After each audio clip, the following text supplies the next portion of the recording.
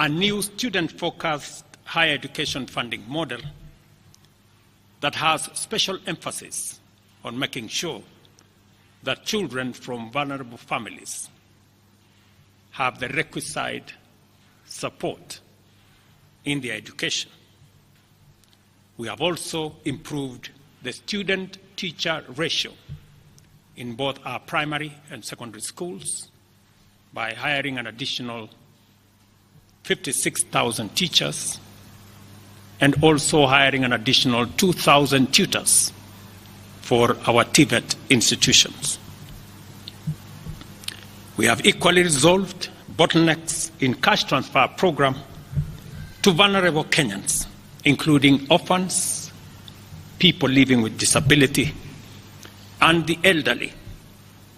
We have not only brought on board more beneficiaries, but in keeping with the promise that we made, it is now not the case, as it was in the past, that these vulnerable Kenyans have to wait for months. Now their stipends are paid as salaries of public servants are being paid. We did roll out the Hustler Fund that today benefits 2 million Kenyans. And we have 7 million Kenyans who had been denied access to financial services by credit reference bureaus. They are now off the blacklisting roll. Our affordable housing program has now more than 100,000 housing units under construction. The first cohort I will be launching in a couple of months to new homeowners. And we have 160,000 young people across Kenya that are employed under this program. To expand manufacturing, value addition, and agro-processing as a key contributor to job creation, 18 county aggregation and industrial parks and 6 new special economic zones are under construction across Kenya.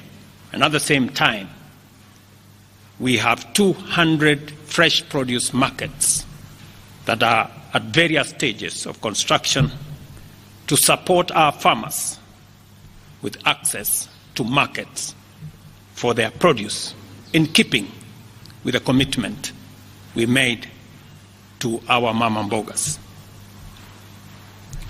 To accelerate manufacturing, last year we imposed levies on importation of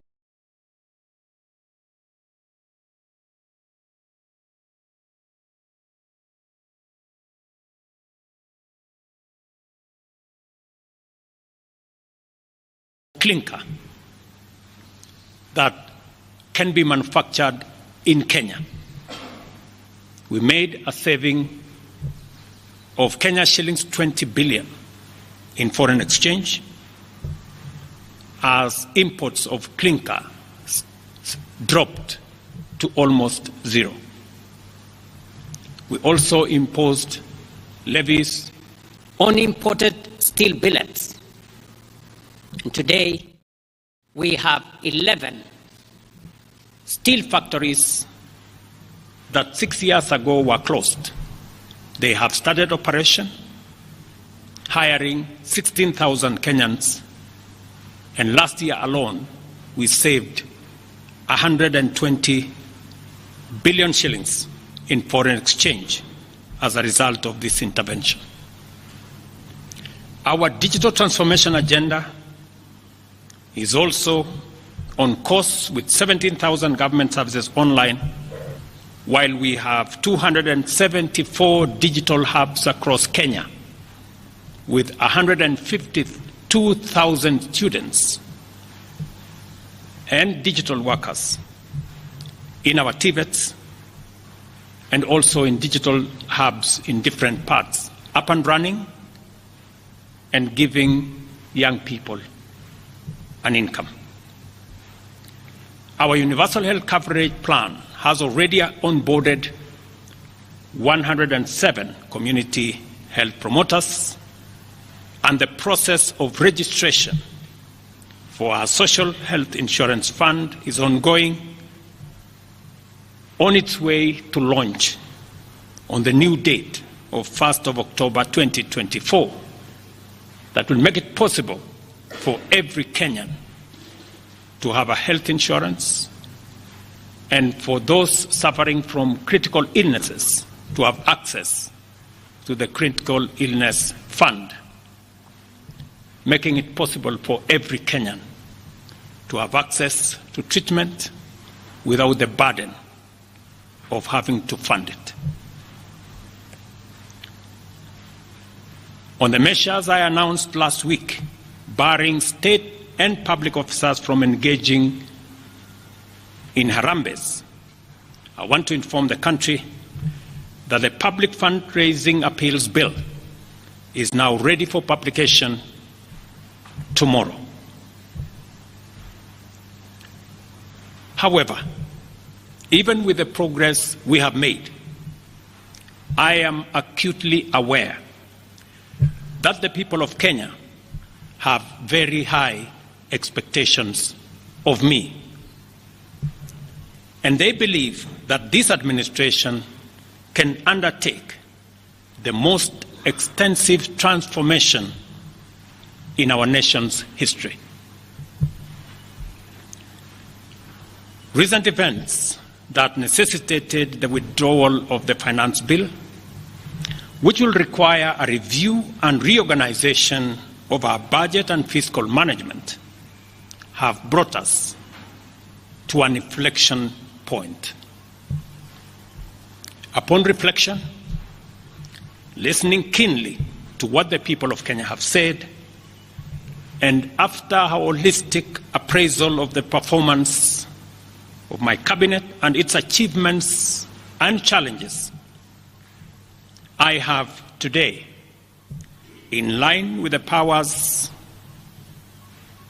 given to me by Article 1521 and 1525B of the Constitution and Sections 12 of the Office of the Attorney General's Act, decided to dismiss with immediate effect all the Cabinet Secretaries and Attorney General of the Republic of Kenya, of the Cabinet of Kenya, except the Prime Cabinet Secretary and Cabinet Secretary for